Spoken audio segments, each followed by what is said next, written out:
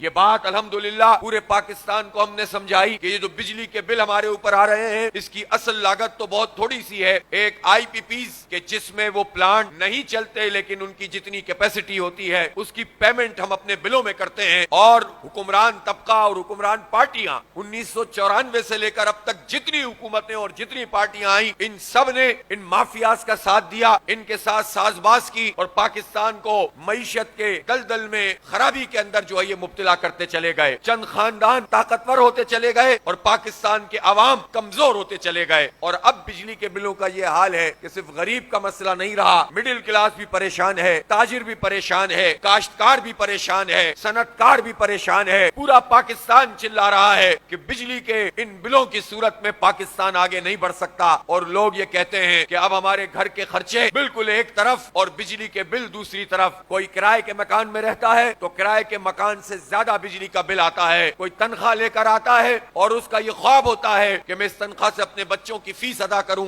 کسی کے علاج اور معالجے میں خرچ کروں یا گھر میں اپنے بچوں کے لیے کوئی چیز لے کر آؤں، لیکن بجلی کا بل اس کی تنخواہ سے بھی زیادہ ہوتا ہے۔ یہ کوئی افسانوی باتیں نہیں ہیں، ہر گھر یہ تجربہ کر رہا ہے، اور اب لوگوں کے بس میں یہ بجلی کے بل ادا کرنا نہیں رہ گیا ہے۔ جو حالات میں تبدیلی واقع کرنی ہوتی ہے اور لوگوں کو اٹھا کر کھڑا کرنا ہوتا ہے، اس کی جو پہلی منزل ہوتی ہے وہ پہلی منزل شعور کا پروان چڑھانا ہوتا ہے۔ دوسری بات یہ ہے کہ لوگوں کو یہ سمجھانا ہوتا ہے کہ مہنگی تعلیم یہ تمہاری قسمت نہیں ہے، یہ بجلی کے بل، یہ بھاری بھرکم بل یہ تمہاری قسمت نہیں ہے، تقدیر نہیں ہے، یہ مہنگا پیٹرول تمہاری تقدیر نہیں ہے، یہ حکمرانوں کی عیاشیاں، مراعات، ان کے فری پیٹرول، ان کے اللے تللے اور تمہارے حالات خراب ہوں یہ تمہاری تقدیر نہیں ہے۔ شعور پروان چڑھایا جائے اور لوگوں کے اندر یہ اعتماد پیدا کیا جائے کہ وہ بھی اس حکمران طبقے کے خلاف اٹھ کر کھڑے ہو سکتے ہیں۔ الحمدللہ جماعت اسلامی نے اپنی اس طویل جدوجہد سے، اس شاندار دھرنے سے یہ شعور پاکستان کے بچے بچے کو دیا ہے، پاکستان کی ماؤں بہنوں کو دیا ہے، پاکستان کے مزدوروں کو دیا، پاکستان کے کسانوں کو دیا، پاکستان کے طالب علموں کو دیا، اور پھر ہم ایسے اٹھ کر نہیں آئے، ہم نے ایک معاہدہ کیا، ایک تحریری ایگریمنٹ ہوا اور حکومت کے وزراء نے سامنے آ کر پوری قوم کے سامنے اس معاہدے کا اعلان کیا، اور الحمدللہ جماعت اسلامی نے پھر یہ بھی فیصلہ کیا کہ اب یہ معاہدہ کر کے ہم گھر نہیں جائیں گے، بلکہ اگلے ہی دن ہم نے پنڈی میں جلسہ عام کیا، پھر اس کے بعد ہم نے لاہور میں جلسہ عام کیا،